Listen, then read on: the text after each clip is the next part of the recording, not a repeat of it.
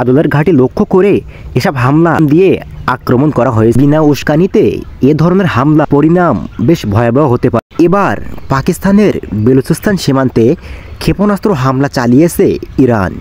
হামলায় 2 শিশুসহ 3 জন আহত হয়েছে। গতকাল মঙ্গলবার 16 জানুয়ারি বেলুচিস্তান সীমান্তের দক্ষিণ পশ্চিম অঞ্চলের ইরান পাকিস্তান সীমান্তের একটি গ্রামে এই হামলা চালানো হয়। এক প্রতিবেদনে এমনটি জানিয়েছে সংবাদ মাধ্যম বিবিসি। আজ বুধবার পাকিস্তানের পররাষ্ট্র মন্ত্রণালয়ের এক বিবৃতিতে এসব তথ্য জানানো হয়। বিবৃতিতে আরও বলা হয়, বিনা উস্কানিতে এ ধরনের হামলা পাকিস্তানের সার্বভৌমত্বের লঙ্ঘন। এই ঘটনা সম্পূর্ণ অগ্রহণযোগ্য। এর পরিণাম বেশ ভয়াবহ হতে পারে। পাকিস্তান ও ইরানের মধ্যে কয়েকটি যোগাযোগের মাধ্যম থাকা সত্ত্বেও এমন নিয়ম বহির্ভূত কর্মকাণ্ড সংঘটিত হওয়ার ঘটনা বেশ উদ্বেগের।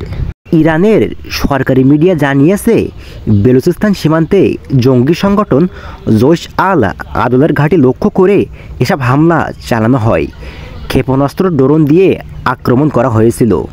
তাতে ওই জঙ্গি সংগঠনের 2টি ঘাঁটি ধ্বংস হয়েছে। গত কয়েকদিনে ইরাক ও সিরিয়ার পর তৃতীয় দেশ হিসাবে পাকিস্তানে হামলা চালালো ইরান।